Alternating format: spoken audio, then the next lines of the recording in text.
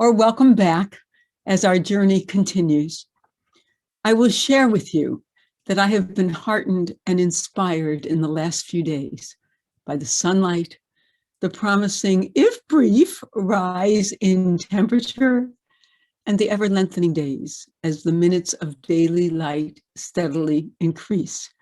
Sometimes it is helpful to take our cues from nature and the comforting message of a reality that is beyond us and our daily concerns. Speaking of which, as our daily concerns continue to unfold, I've been thinking this week about the power of speech in our day-to-day interactions, in group settings, in the workplace, in our public discourse and debate. I was reading somewhere in this last week the reminder that there was a time when certain words and expressions were just not used openly, when there was a certain standard to which everyone adhered.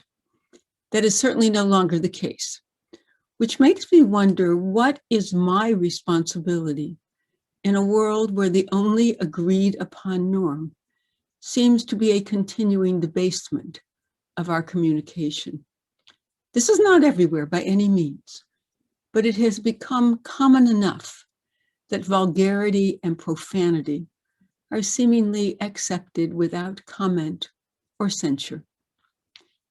At the risk of sounding like a total prude, which I don't believe I am, I think this is a regretful situation, as we come from a tradition that respects words, that values words, and that understands the power of words, as expressed in our book of Proverbs. Life and death are in the power of the tongue.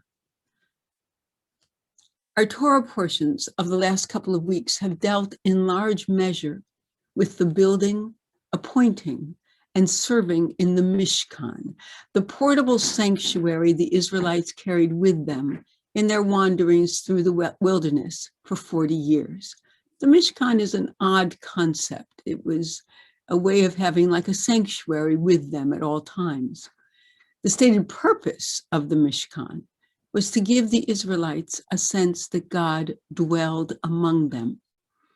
In their ongoing struggle to believe in a God that had no material reality for them, they nevertheless needed something tangible that said, God is here among you. We still build structures devoted to creating a sense of God's presence among us. Although in this last year, we have learned quite powerfully and poignantly that each of us is responsible for creating sacred space, despite our location.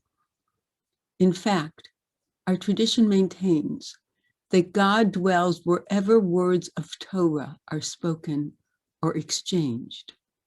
Thus does our tradition also maintain that words are actions, as our words can create and destroy worlds, as well as reputations, well-being, relationships, expectations, aspirations, success and failure, hopes and dreams. Let us take a moment and I will return to these thoughts. You might just decide to remain meditating, but let's take a moment to take that first breath. But it's so tempting. Let's sit properly if you are not. Just a reminder, with both feet on the ground, at attentiveness, but simultaneously with some ease. Let us be aware of our heads and our necks and our shoulders and our backs, our spines going down, our hands unclenched in our laps, at our sides if we prefer, on the arms of our chairs. Let us breathe in that first big, wonderful breath.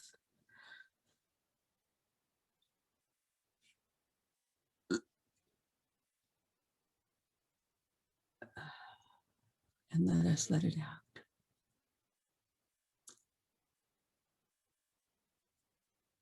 Here is an exercise that suggests we breathe in for 4 counts, hold our breath for 7, and then release it for 8.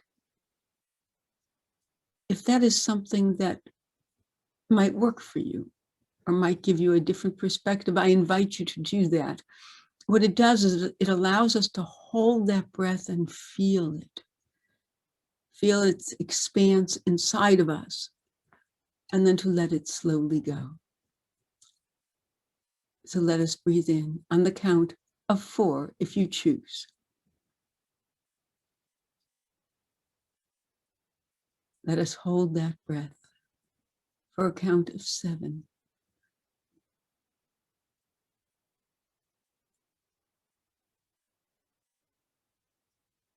And let us slowly release it.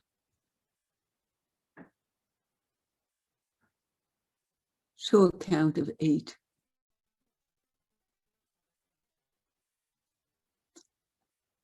Sometimes that helps us to settle, that kind of attention to the actual physicality of breathing. It helps us to focus, to remove ourselves from all that has preceded this moment and all that we are expecting will follow. We just breathe.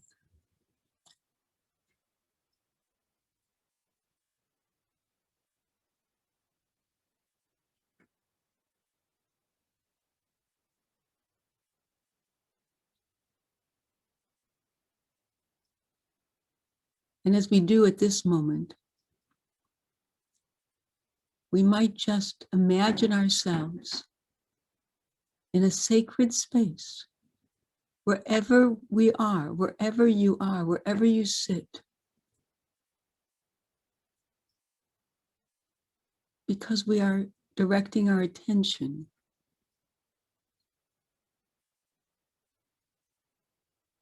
to the sanctity of our beings, to the gift of the breath, to the blessing of our minds and our hearts, to the teachings of our tradition. These are all sacred. So let us breathe in, even to a count of 4, the reality that in our breathing in and our breathing out, we can create sacred space.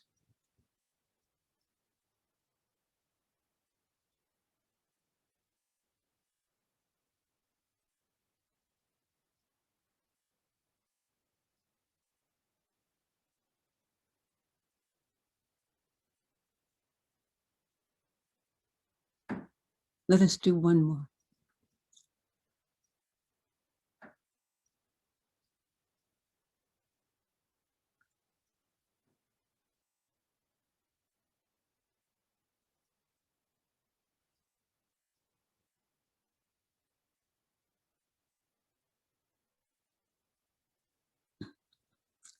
We are the inheritors of a tradition that privileges words. Our story begins with words. Unlike other cultures and civilizations, we did not emerge from an epic battle of the gods, nor were we spewed out of a giant god's insides. We were not the result of a water beetle from the sky descending to earth to create land from mud, nor were we the offspring of giants and animals, or gods and animals, or the rape of a goddess by a god. Our God does not give birth to the world like a mother, nor does our God fight a cosmic war. God speaks the world into being. We all know by heart, and God said, "Let there be light," and there was light. We owe our existence and our destiny to the sacred creative power of words.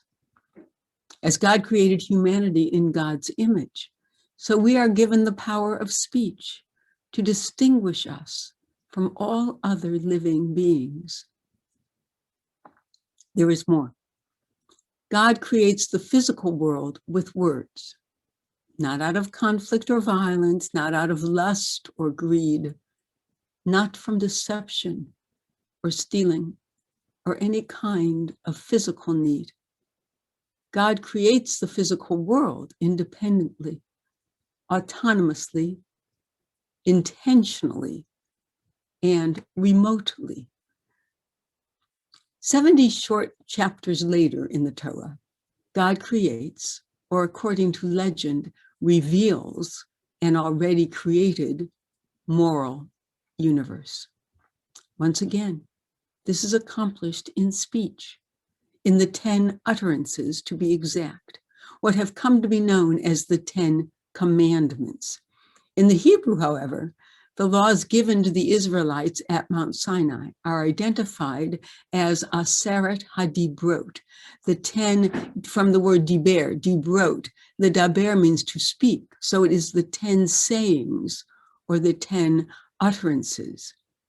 In 10 apodictic rulings, in 10 pronouncements that allow for no exceptions, the moral framework for humanity is established, including, in some mystical way, the entire Torah itself. Thus, in the Torah's pages, we are further instructed not to go about as talebearers, or to engage in any kind of lashon hara, which literally means the evil tongue, which could include gossip or slander or falsehood. Let us take a moment to breathe on our continuing journey today. The wonder of a physical world and then a moral world created through words, the power and the efficacy of words.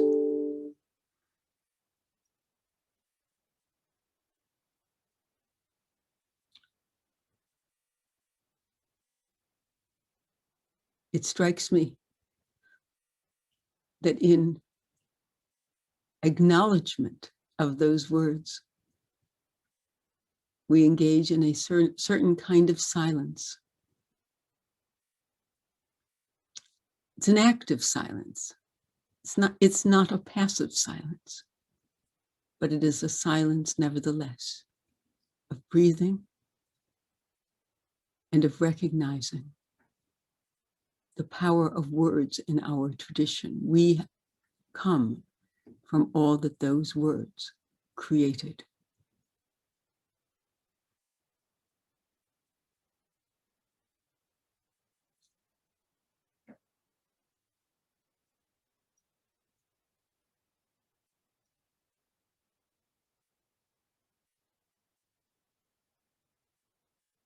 We could consider the beauty of nature, its astonishing organization, and its ongoing gift of sustenance, of shelter, of support, of embrace even of our lives.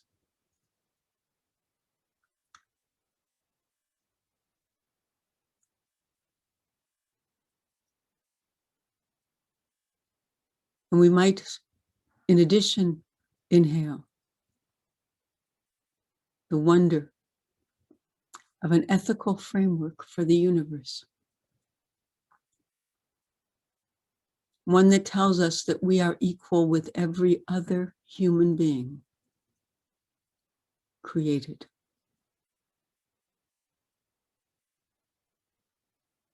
One that tells us to care for the poor and the sick, the needy, the elderly, the stranger. One that tells us, justice, justice shall ye pursue.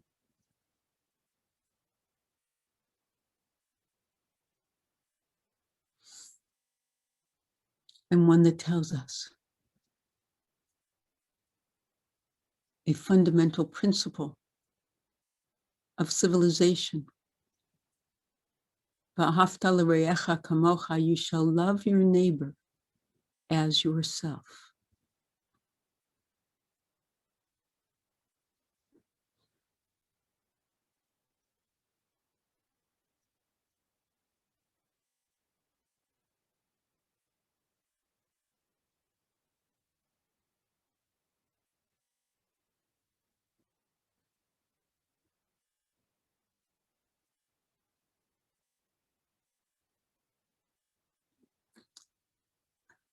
There is a story that is often told about the dangers of lashon hara, or speaking badly about others. One version tells that a woman spreads untruths about a neighbor in her village. When she realizes the pain that she has caused, she wants to make amends and thus approaches the rabbi of the community, asking, "What can I do? I am so sorry. What can I do to make it up to her, to apologize?" The rabbi tells her to go find a feather pillow and to bring it with her. She meets him and they go to the top of a hill on a windy day with that pillow full of feathers. He instructs her to open the pillowcase, and not surprisingly, the feathers fly everywhere. He then asks her to collect every one of them. She's astounded and says, "But it's impossible. How can I possibly find every feather that has now blown away on the wind?" He responds that so too is it impossible to undo the damage that gossip causes. For each piece of gossip catches the wind and travels far, just like the feathers. And we can never bring back those words again.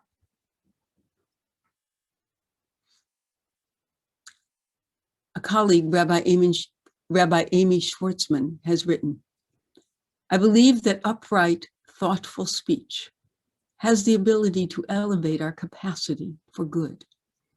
I believe each of us can become a more positive force, indeed changing the world for the better by being more purposeful with what we say. In Judaism, speech is a vehicle for holiness. What we say is who we are." So simple. And yet, think how often we judge others by what they say. What we say is who we are. For these reasons, I believe that mindful speech can be for us one of the most accessible and important spiritual practices. Yes, speech, talking, can be a spiritual practice. Rabbi Israel Salanter, the founder of Judaism's mindfulness movement, understood how weighty and important each word in a conversation can be. He suggests that in order to create thoughtful speech, we need to slow down our normal pace of communication, to make time to review our words before they leave our mouths. So often we talk just to talk. We exaggerate to make things more interesting. We speak ill of others because it gives us a sense of power. This was as true 200 years ago when Rabbi Salanter lived as it is today. And so he suggested that before speaking, we pause and ask ourselves these questions. Is what I am about to say, is it true? Is it kind? Is it necessary? Is it true? Is it kind? Is it necessary?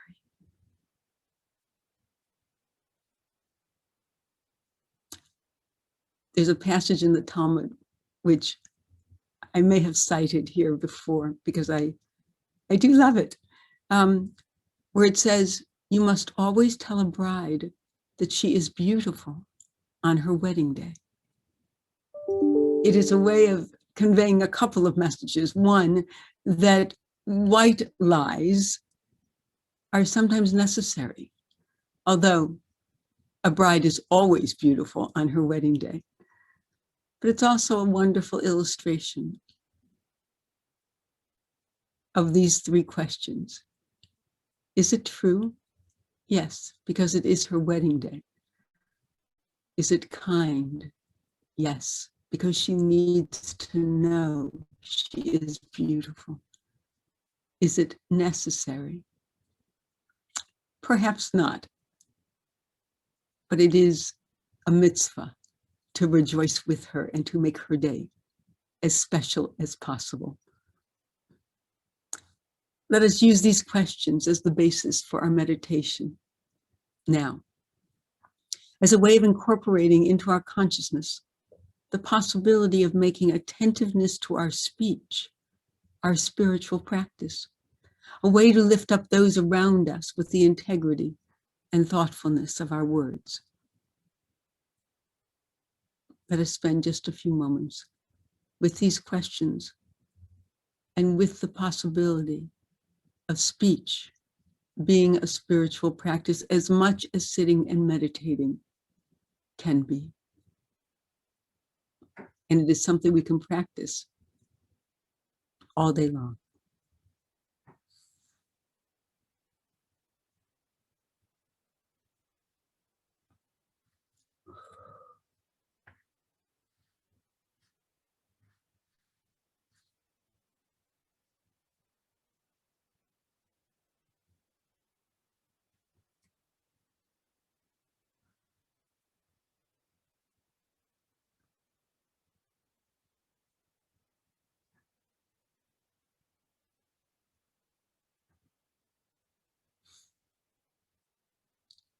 Is it true?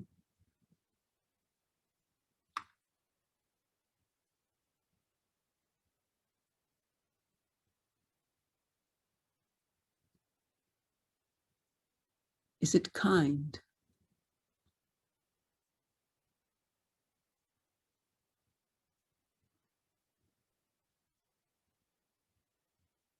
Is it necessary?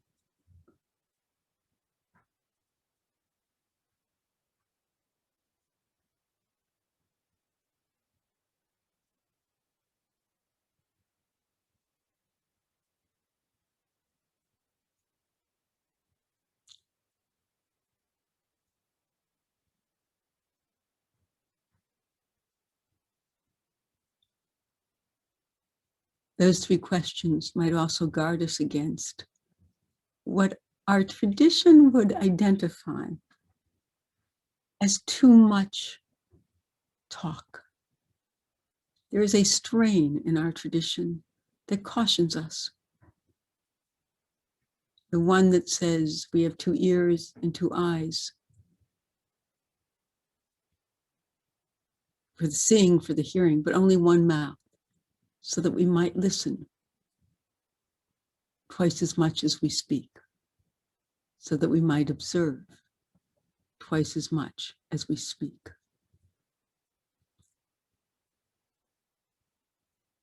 Pirkei Avot instructs us to say little and do much. Say little and do much. And these questions, I think, are a guard against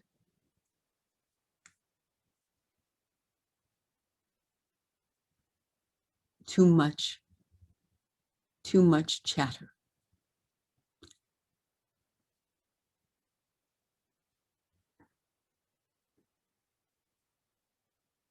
Is it true? Is it kind?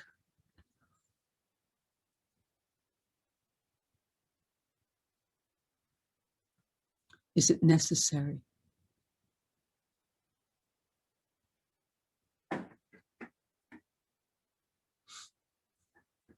That's a tall order. And with so much in our tradition, it is a goal, it is an aspiration.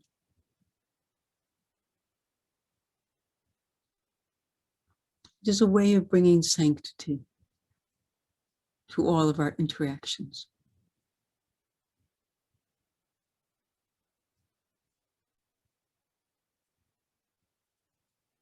So that even if we are not speaking specifically words of Torah, the respect and the care and the regard with which we hold another person and with which we engage in communication can bring us a sense of God's presence, can help us create sacred space.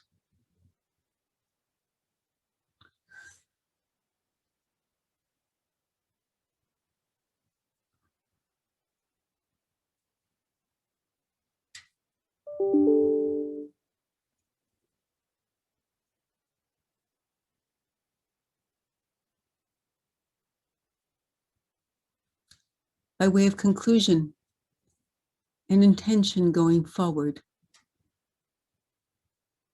I would share with you these words that are accessible to us at every single worship service. After we are given an opportunity to pray silently, to offer the deepest longings of our hearts and our minds and our spirits, we see these words on the page. They are sometimes spoken aloud, they are sometimes sung. Yiyu l'ratzon imrei fi, v'hegyon libi lefanecha, Adonai tsuri, v'go'ali. May the words of my mouth and the meditations of my heart be acceptable to you, O God, my rock and my redeemer.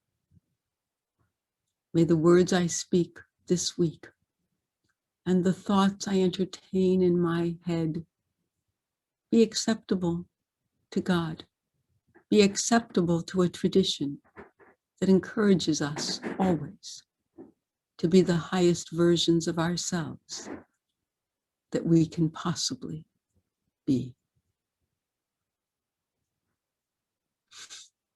I wish you a week filled with sacred encounters, especially encouraged by the words we exchange with one another. Be well, be strong. God bless. Thank you for joining today. I look forward to next week.